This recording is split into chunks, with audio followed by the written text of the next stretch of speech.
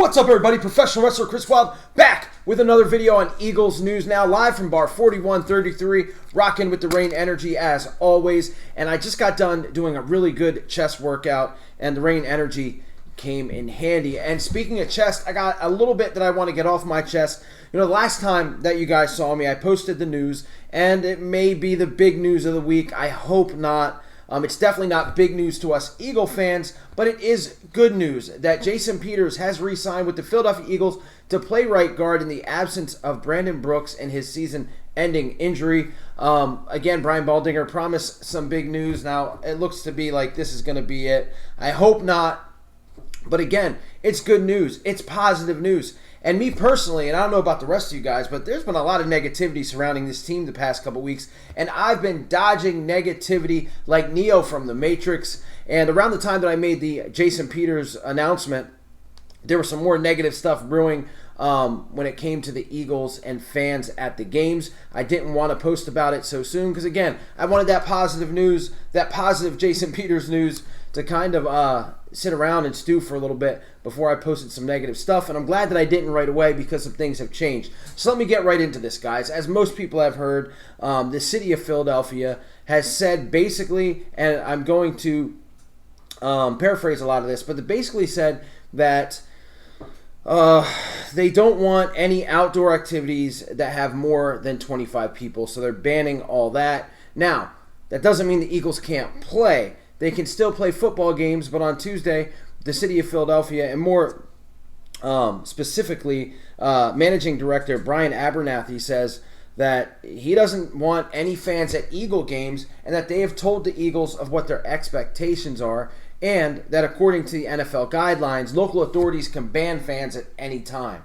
So, with that being said, of course, Eagles Twitter went nuts. It wasn't much of a surprise to me. I told friends of mine like Zach Connor that it wasn't a big surprise to me because I didn't honestly expect fans at games this year. I just didn't. What was surprising, though, were that the Eagles didn't have some kind of plans to at least get 15 or 20% fans in there. I know cities like Pittsburgh have done this. I know Dallas is expecting at least 50% of the fans in their trash stadium and have tried to do. I mean, there's so many different things that you can do. And look, man, I'm just a civilian, so it's easy for me to say, but things like mask wearing, temperature checks, social distancing in the stadiums, how many people can go to bathrooms at a certain time, all this stuff I think could be set in place to make things at least a little bit safer. It looks like none of that went into play with this ordinance.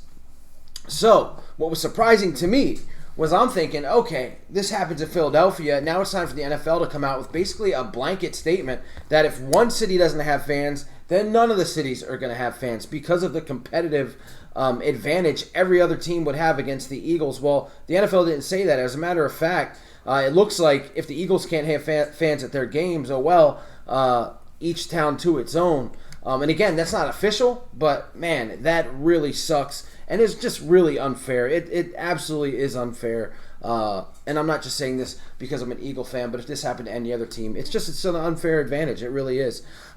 So, all chaos erupted. The very next day, the city of Philadelphia and the Eagles kind of update their fans. The Eagles made sure they reached out to season ticket holders and told them that they're still talking to the city, that nothing is set in place as far as fan attendance at the games.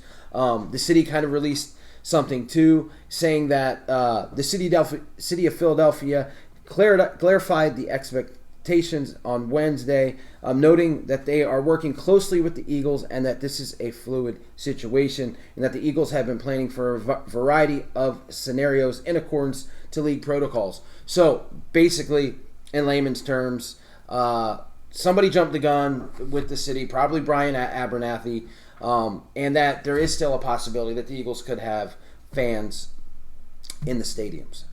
What I think, personally, is going to end up happening, and I could be wrong, this is just my theory, I think that the league is going to come out and is going to ban fans from every single stadium. I think every stadium is going to be fan-free, and this also goes with the Philadelphia Phillies too, but that's a separate story. But I think nationwide, league-wide, there's going to be no fans at any games until the Super Bowl in February. I think that's the first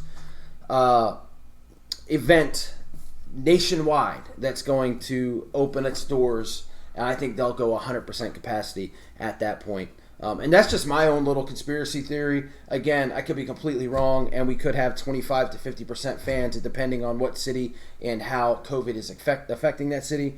But as of right now, guys, it is not set in stone that the Eagles are not going to have fans, and it's really kind of crazy and sad. I think about last year and the fun that I had with my brother, with my dad, with 4th and John at the tailgates, meeting guys like EDP and can't believe I'm saying this name in the same sentence with his name, but Harold Carmichael, Freddie Mitchell, all that has happened at the tailgates. It was just such a blast, such a good time, and it's really a part of American culture. I know it sounds silly because, if somebody's to stumble onto this video that's not a football fan, and they look at it and go, look, it's just a game. Well, yes, it's just a game, but it's such a big part of American culture. It's brought families together. People use football to decompress at the end of a long, hard work week. It's a blue-collar game. It's a part of American culture. And the same thing goes for Major League Baseball and the NBA. It's just something that we do here for a variety of reasons.